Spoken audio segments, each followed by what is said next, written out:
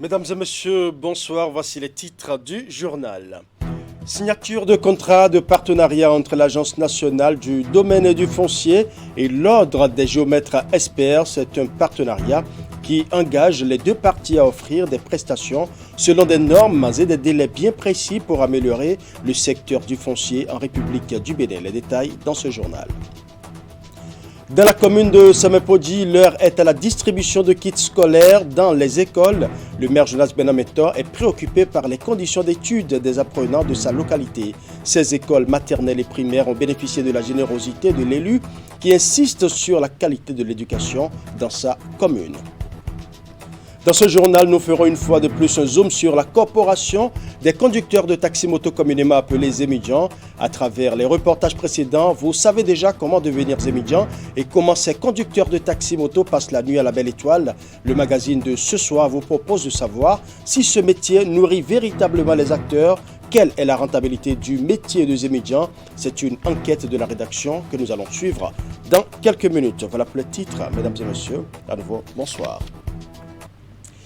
L'Agence nationale du domaine et du foncier et l'Ordre des géomètres SPR se donnent la main pour ensemble offrir de meilleures prestations aux propriétaires terriens. À travers une signature de partenariat ce jeudi à Cotonou, les deux parties s'engagent pour un mémorandum qui fixe le cadre relationnel qui impose les normes et les délais de prestation pour l'amélioration du foncier en République du Bénin.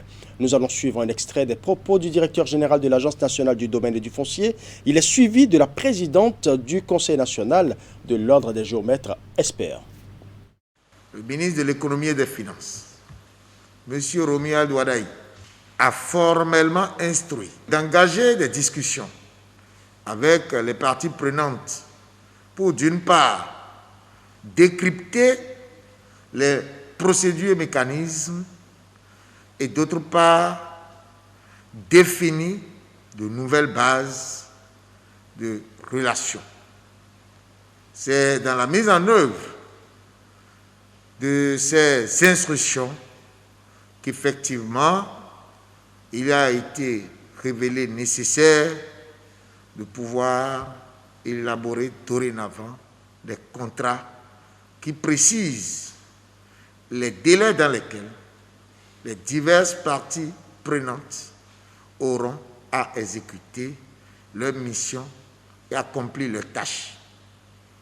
Cela met, entre autres, à charge les géomètres experts l'obligation de diligence, de célérité dans la réalisation de leur partie du job. Et cela, effectivement, met à la charge de l'administration foncière et domaniale également, en contrepartie, l'obligation de liquider les factures des prestations exécutées par ces intervenants. Si vous voyez dans le mémorandum, on a essayé, c'est vrai, les populations nous demandent, oui, dans le code c'est dit 4 mois, mais on a déposé depuis, on ne l'a pas. Et ensemble, on a essayé de revoir tous ces éléments-là qui devaient permettre à nos populations d'avoir leurs documents de propriété le plus tôt possible.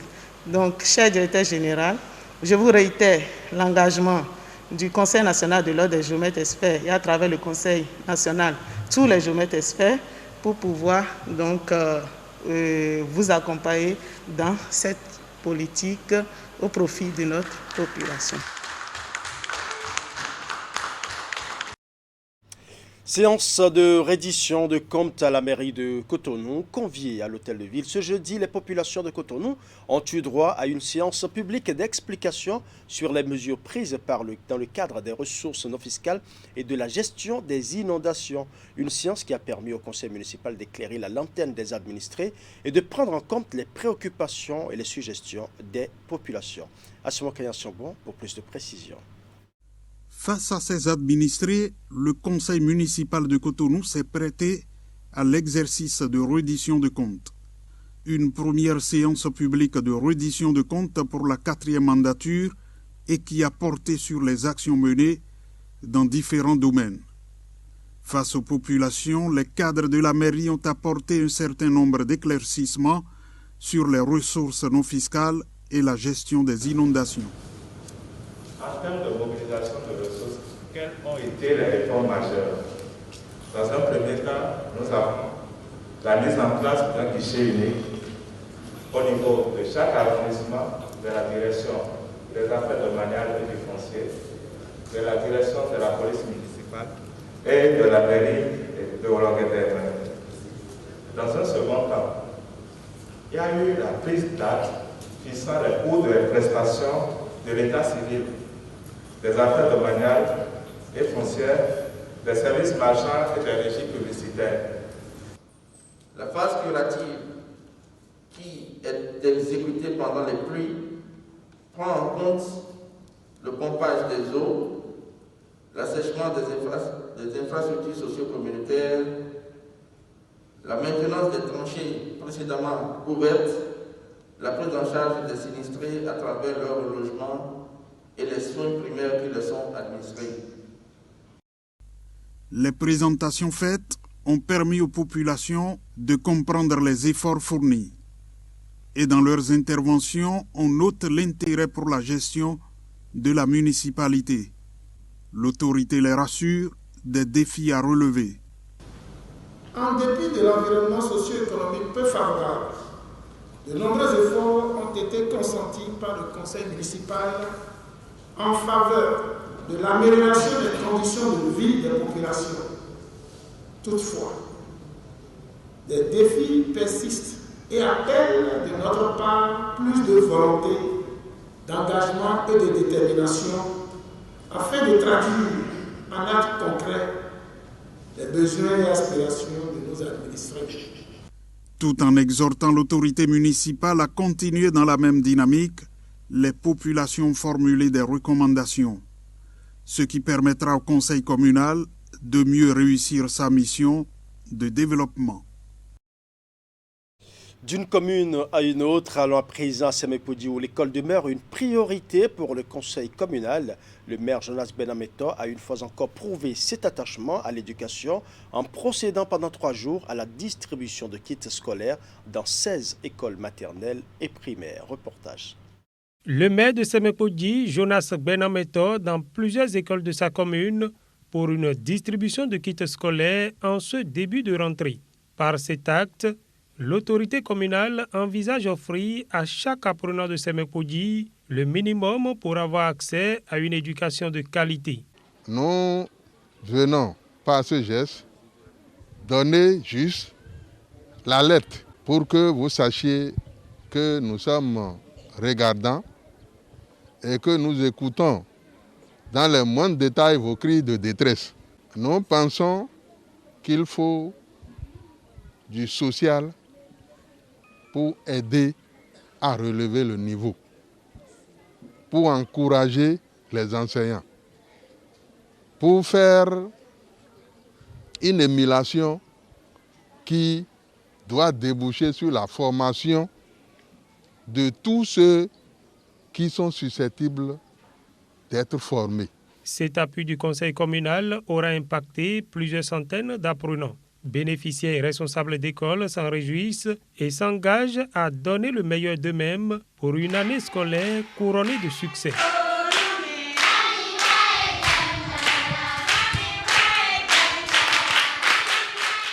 Votre attention à notre égard nous va droit au cœur. Nous vous promettons de faire un bon usage de tout ce que nous avons reçu de vous. Grande est notre joie ce matin que notre école à Gossagbo, EPP A et B soit sélectionnée pour les kits scolaires. Vraiment, notre joie est grande et que l'Éternel Dieu vous bénisse au centuple. Vous avez déjà l'habitude de le faire. Ça ne serait pas la dernière fois. L'Éternel vous accordera une longue vie et vous serez toujours à nos côtés, aux côtés de nos chers enfants. Au total, 16 écoles maternelles et primaires ont bénéficié de ce regard d'amour du maire Jonas Benameto et son conseil communal qui promettent de faire davantage dès la prochaine rentrée scolaire. Du côté de Djougou, dans le département de la Donga, les membres de l'UDECO d'Alafia ont choisi la voie de la presse pour exprimer un certain nombre de préoccupations. Face aux professionnels des médias, ce mercredi, les responsables de l'Union pour le développement de la commune de Djougou ont remercié le président Patrice Talon pour son implication personnelle dans la concrétisation du projet asphaltage prévu pour démarrer très bientôt dans la commune. Cette conférence de presse est également saisie par les membres de l'UDECODE Alafia pour exiger justice et vérité sur le décès tragique d'un jeune de la localité suite à une situation avec les éléments de la police républicaine. Suivant. 2 points essentiels sont au cœur de cette conférence de presse animée par les membres de l'Union pour le développement de la commune de Djougou UDECODE Alafia. D'abord le projet asphaltage dont Djougou fait désormais partie des villes bénéficiaires conformément aux vœux du chef de l'État. Ensuite, plaidoyer à l'endroit de la justice afin que la lumière soit faite sur le décès d'un jeune de Djougou dans les mains de la police républicaine. Dans ses propos liminaires, le conférencier va au nom des populations témoigner sa reconnaissance au président de la République pour son implication personnelle dans la concrétisation du projet asphaltage à Djougou. Ce que nous avons eu, c'est en fait que la vraie portion de Djougou vient dans la deuxième phase de l'asphaltage. Ce que Djougou aura, c'est dans la deuxième phase de l'asphaltage. Deuxième phase qui viendra à coup sûr. Alors, ce que nous venons d'avoir, c'est une sorte de, comment le dire, permettez-moi que je glisse un peu dans le dandy Tukusi. Alors, quand tout se passe bien, on vous dit, bon, en attendant que ce qu'on vous a promis vienne, nous avons tel reliquat. Nous autres, vous allez prendre ça là d'abord. Alors, le gros lot reste à venir. Nous remercions le gouvernement avec tout ce qu'on a pu avoir. Surtout avec 7 ans de pandémie et 7 ans de récession économique. Si on a pu nous donner ça, on va dire merci. Grâce à ce projet dont les travaux vont démarrer sous peu, la cité des Kwetoni, Nyoraya-Takora, va connaître une véritable métamorphose comme bien d'autres villes du pays. Après avoir salué les efforts du gouvernement Talon pour ses nombreuses réalisations au profit de cette ville carrefour, dont un marché de type moderne et un stade de classe internationale, le 3e vice-président de l'UDECODE Alafia ne manquera pas de doléances. Nous voulons encore implorer. Nous voulons encore appeler à sa clairvoyance. Et nous sommes en train de lui dire que nous sommes satisfaits de ce que nous voyons. Nous avons eu 7 km d'asphaltage. Qu'on ne vienne pas nous donner encore 7 km, ce qui est la phase réelle, parce qu'on était programmé pour la deuxième phase. Ce qu'on vient d'avoir, c'est le début de la première phase. C'est le reste de la première phase. Deuxième phase, attendons de voir. Nous voulons aussi implorer l'indulgence du pouvoir. Alors, économiquement, nous sommes faibles. Toute la commune de Djougou demande qu'une action prompte soit faite pour que Djougou soit élevé en une ville à statut particulier, ce qui va vite accélérer les choses. Nous savons que Talon nous porte au cœur et nous pouvons dire au nom de tout Djougou que nous sommes les enfants chéris de ce régime. Très affligé par le décès tragique d'un jeune de Djougou après son arrestation par la police républicaine, l'UDECODE Alafia demande aux autorités judiciaires de faire la lumière sur ce drame qui a affecté plus d'un dans la cité. 1 minute de silence sera observée à l'entame de cette conférence de presse pour honorer la mémoire du disparu. Parlons tourisme au Bénin avec ses opportunités, contraintes et perspectives. C'est d'ailleurs le thème du séminaire organisé ce jeudi au Conseil économique et social. Un séminaire pour faire l'état des lieux du tourisme dans le monde en général et au Bénin en particulier, et surtout de susciter de la réflexion en vue d'apporter une contribution à la promotion du secteur. Voici le compte rendu de Ouliat Sanoussi. Le tourisme béninois, autrefois peu valorisé, est devenu depuis 2016 une priorité pour le gouvernement qui y opère de nombreuses réformes. L'objectif de ce séminaire organisé par le Conseil économique et social est de faire un état des lieux du secteur et d'analyser et apprécier le niveau de mise en œuvre des politiques de développement du tourisme dans le pays. Au Bénin, le tourisme constitue la deuxième source nationale de rentrée de devises.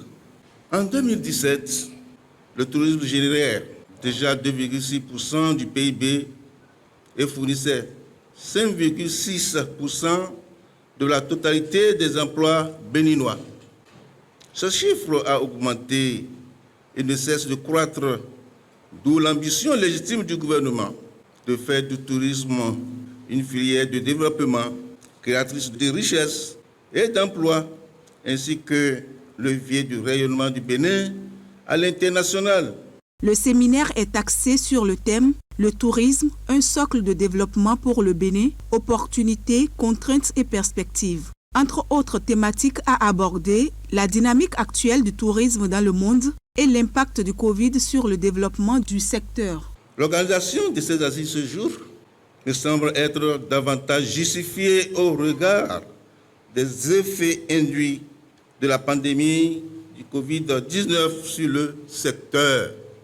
Vous comprenez alors que le Conseil économique et social, soucieux du bien-être de la population, ne reste pas indifférent face à cette situation. L'importance du tourisme n'étant plus à démontrer, le gouvernement a décidé de la valorisation du patrimoine culturel, la mise en valeur des sites touristiques et la réhabilitation de la chaîne hôtelière du Bénin. Notre pays est doté d'un potentiel touristique exceptionnel qui ne demande qu'à être révélé pour le bonheur de tous. C'est dans cette optique que je voudrais saluer l'organisation de ce séminaire dont les conclusions donneront à n'en point douter d'autres pistes de facilitation au gouvernement pour la réalisation des perspectives contenues dans le programme d'action du gouvernement 2021-2026. Je reste convaincu que les experts, les communicateurs et les participants ici présents feront des propositions pertinentes, réalistes et réalisables en termes d'actions appropriées à mener afin que les objectifs fixés par le présent séminaire soient atteints. Le présent séminaire fait partie des activités inscrites au programme de la deuxième session ordinaire de l'année 2021 du CES qui a démarré ses travaux le 28 septembre dernier pour une durée d'1 mois. Les impôts locaux et le développement étaient aussi au cœur d'un colloque international ce jeudi. C'est une initiative du ministère de l'Économie et des Finances en collaboration avec le Centre d'études et de recherche sur l'administration et les finances. Occasion pour les acteurs d'échanger sur les nouveaux défis liés aux impôts locaux dans les communes du Bénin. Clément Tchadé pour plus de précisions. Les spécialistes et autres acteurs de la fiscalité se retrouvent à Cotonou pour se pencher sur les impôts au niveau des communes du Bénin. Une initiative du ministère de l'Économie et des Finances portée par la Direction générale des impôts et le Centre d'études et de recherche sur l'administration et les finances. Pour le compte de cette première journée du colloque, plusieurs communications sont annoncées dont le cadre normatif de la fiscalité locale au Bénin, la décision fiscale et la typologie des impôts locaux. Le présent colloque, dont le thème est « Impôts locaux et développement local », intervient à un moment où le gouvernement du Bénin a entrepris une réforme dans le secteur de la décentralisation. Il vise à échanger sur les stratégies appropriées en vue de l'optimisation des recettes fiscales au niveau local. Les collectivités territoriales locales sont appelées à jouer un rôle central en tant que véritable moteur de la croissance et de la valorisation de la richesse nationale. Leur implication avec les structures administratives déconcentrées donnera un nouvel élan à la dynamique du développement local. Pendant la deuxième journée, le colloque international sur les impôts locaux et le développement local sera consacré aux grandes thématiques sur les défis de la mobilisation des recettes fiscales au niveau local qui seront explorées pour sortir des propositions concrètes. De même, les experts et autres participants se pencheront sur les outils d'administration de l'impôt local. Une panoplie de thèmes qui vient à point nommé selon le représentant du ministre d'État chargé de l'économie et des finances. La fiscalité constitue le principal levier de mobilisation des ressources des communes L'impôt, en effet, doit assurer aux communes des recettes suffisantes. Le présent colloque vise donc à revisiter les notions clés de la fiscalité locale et d'ouvrir le débat sur la gouvernance fiscale locale. Il sera question de faire donc un examen critique des pratiques en matière fiscale au niveau local, de prendre en compte les exigences nouvelles et de s'interroger sur le futur eu égard au contexte politique et économique actuel de notre pays, le Bénin. Avant l'élaboration du document dans lequel les recommandations seront consignées, le colloque sortira par ailleurs un modèle de gouvernance fiscale au niveau des collectivités locales. C'est ainsi parti pour 2 jours de réflexion entre scientifiques et acteurs de la fiscalité pour un travail structurant qui, in fine, servira de base pour des réformes relatives aux impôts locaux, pouvant impulser une nouvelle dynamique du développement local. Parlons à présent de la 2e édition du mois du consommant local. Pendant un mois, toutes les attentions seront focalisées sur les producteurs et transformateurs locaux. L'objectif est de faire découvrir leurs produits. Dans le zoo, cette année, c'est la direction départementale de l'industrie et du commerce en partenariat avec la préfecture qui organise l'événement. Voici le point de la cérémonie officielle de lancement des activités avec Imette Hélène Amosso. Décrété mois du consommant local, le mois d'octobre de chaque année est celui choisi pour célébrer les talents des producteurs et transformateurs locaux. Après une première édition réussie, la direction départementale de l'industrie et du commerce du zoo en partenariat avec la préfecture d'Abomey tiennent le pari de l'organisation de l'édition 2021. L'organisation de cette année n'est pas faite seulement par la direction départementale de l'industrie et du commerce.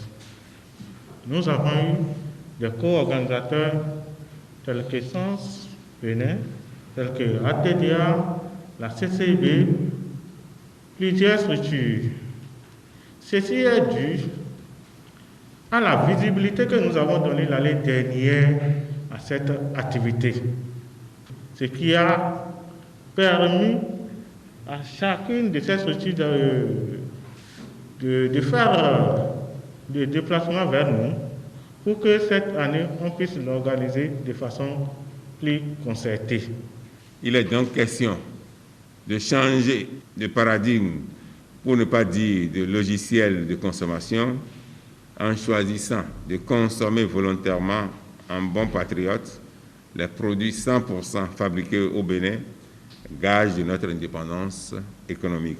Une trentaine de jours dédiés à la promotion des produits locaux. L'objectif visé à court, moyen et long terme est d'inciter à la consommation des produits fabriqués chez nous, donc favoriser l'essor de l'économie locale. En plus de promouvoir le développement économique à la base, le mois du consommant local vise aussi à construire une économie durable dans les pays membres de l'Union économique et monétaire ouest-africaine. L'initiative répond également à l'une des dispositions sous-régionales.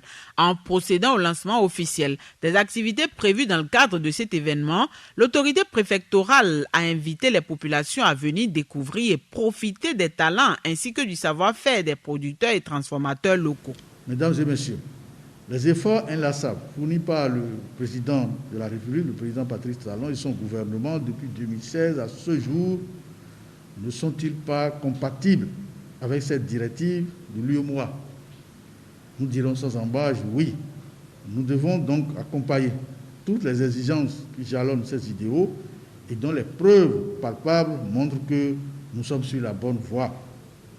Même si nul n'est prophète chez soi, dit-on, et bien que nos produits locaux soient prisés à l'extérieur, nous-mêmes ne consommons pas local. Nous devons changer, nous devons nous départir de ces mentalités rétrogrades qui détruisent nos activités économiques et même nos décisions sur le plan social. Nous devons nous départir de ces paradigmes qui nous écrasent sous le poids du sous-développement. À la suite de la phase protocolaire, le préfet accompagné du maire d'Abomey, de même que les membres de la conférence administrative départementale, ont parcouru les différents stands ouverts à l'occasion. Nombre de produits artisanaux, jus issus de la transformation de plusieurs fruits et aussi des saveurs culinaires sont exposés afin de convaincre les populations.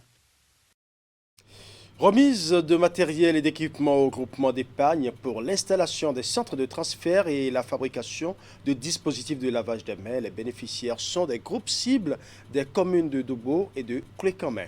L'initiative entre dans le cadre de la mise en œuvre du projet digitalisation et e-banking exécuté par Plan International Bénin dans le département du Koufou. C'est une activité couplée avec la remise de prix aux lauréats du concours initié par l'organisation dans le cadre de la célébration de la Journée internationale de la fille édition 2021. Suivant. L'initiative vise à relancer les activités des groupements d'épargne plombés par les mesures restrictives en vue de contrôler la propagation du coronavirus. Des équipements et matériels remis aux 10 groupes d'épargne gestionnaires des centres de transfert et aux membres des 50 AGEC pour la fabrication des dispositifs de lavage des mains Tipitap. Le geste émane de Plan International Bénin et entre dans le cadre de la mise en œuvre du projet digitalisation et e-banking. Le projet a pour objectif d'accroître la résilience socio-économique des membres des AGEC du département du Koufou dans le contexte de Covid. Les équipements et les matériels qui font l'objet de dons ce jour sont constitués de 10 kits destinés au centre de transfert et chaque kit est composé d'une table, d'un parasol, d'une chaise, d'un téléphone et d'un capital de départ pour un montant de 150 000 francs qui sera transféré sur le compte MomoPay du groupe d'épargne bénéficiaire. Il y a aussi 218 kits pour la fabrication des dispositifs de lavage de mains et bien sûr des affiches de lavage de mains. En remettant ce lot d'équipements et de matériel aux bénéficiaires, le donateur entend renforcer leur capacité à adopter la digitalisation comme un outil de développement de leur activité tout en observant les mesures préventives de lutte contre la pandémie. À travers ce don, Plan International Bénin souhaite faire cette expérience avec 50 groupes d'épargne des communes de Dogbo et de Clécamin et atteindre 750 membres, dont 100 filles, 350 jeunes femmes et 300 garçons et jeunes hommes. Nous promettons d'en faire bon usage pour la concrétisation des actions du projet. Ce qui est fait aujourd'hui, c'est pour accompagner, à mon sens, le mouvement qui est déjà lancé par le gouvernement. Ce travail qui est fait avec ce nombre important d'équipements met l'accent sur l'autonomisation donc des filles, des femmes. Je voudrais vous remercier pour ça. Et souhaiter que ces centres de transfert puissent se multiplier un peu partout dans le Koufou. L'activité est organisée dans le cadre de la célébration de la Journée internationale de la fille JIFI. Elle a été couplée avec la remise de prix aux lauréats du concours initié dans le cadre des festivités de la JIFI édition 2021. Les productions d'articles de presse ont porté sur le thème « Génération numérique, notre génération » et la contribution du Plan International Bénin dans l'amélioration du bien-être des enfants et filles en particulier. En organisant ce concours au profit des hommes et des femmes des médias, Plan International Bénin voudrait utiliser le vaste et puissant réseau qu'il constitue pour informer le plus grand nombre de personnes, surtout les décideurs, sur la persistance des inégalités en matière d'accès au numérique par les jeunes et surtout des filles des communautés rurales, tout en faisant la lumière sur les efforts de notre organisation en faveur des droits des enfants et l'égalité des filles, y compris dans le domaine de l'accès au numérique. Au terme, seuls les 3 meilleurs ont été primés. Les gagnants sont repartis avec divers lots allant d'un enregistreur et d'un modem, d'une tablette à un ordinateur portatif.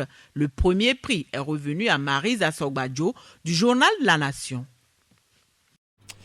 À présent, le magazine du jour, nous sommes toujours avec la Corporation des conducteurs de taxi-moto, communément appelée Zemidjan.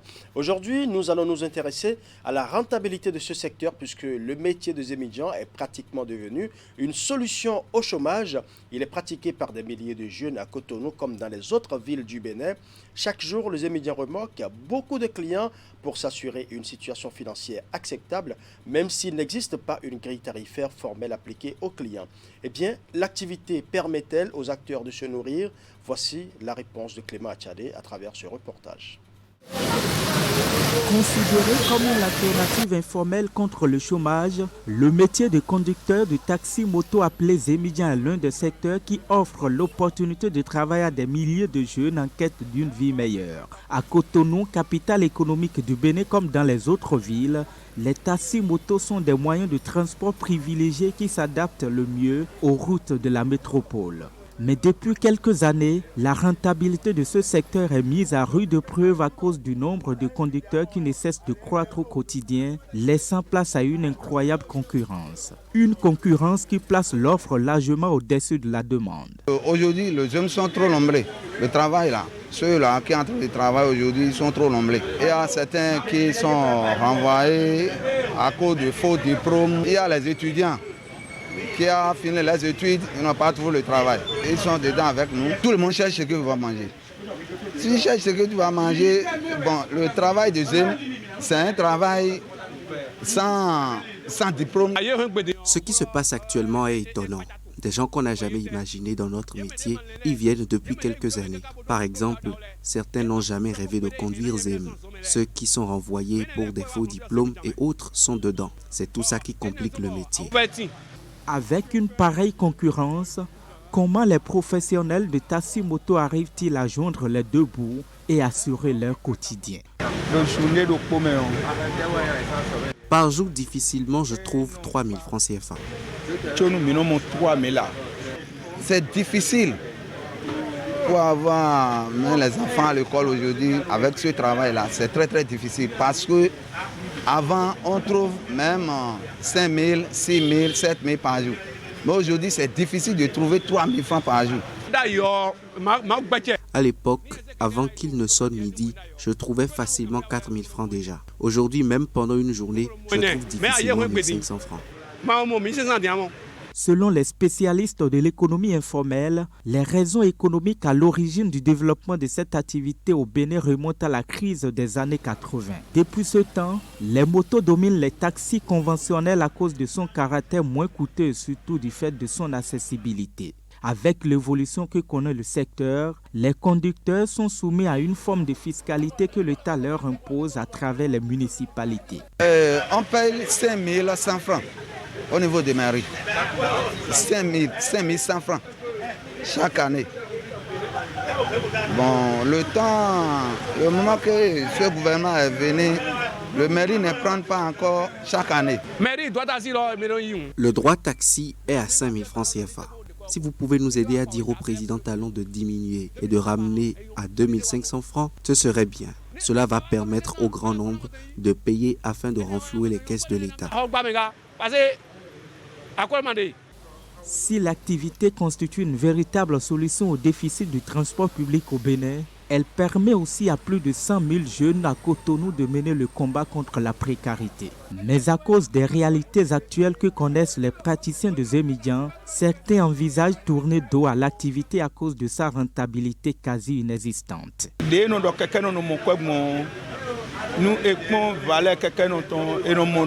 Avec nos revenus ou nos recettes journalières, nous ne sommes pas considérés dans la société. D'ailleurs, le peu que nous trouvons ne couvre pas nos charges familiales. Non. Je suis en train d'essayer de quitter le mutuel. Je suis incapable parce que le moyen que je vais avoir pour sortir dedans, je n'ai pas ça. Mais si je trouve quelqu'un qui peut m'aider, ou bien l'État peut mettre ou bien un accompagnement en place de nous faire quitter dedans, moi je suis prêt. En 2011, le Bénin comptait au total 250 000 conducteurs de taxi-moto selon des statistiques de la Banque mondiale. Même si les récentes statistiques n'existent pas sur le nombre exact de conducteurs qui exercent, l'activité emploie un grand nombre de jeunes en situation de chômage et permet à ces derniers de nourrir leurs familles respectives. Voilà, ce sera tout pour ce journal. Merci pour votre aimable attention. Bonne soirée chez vous.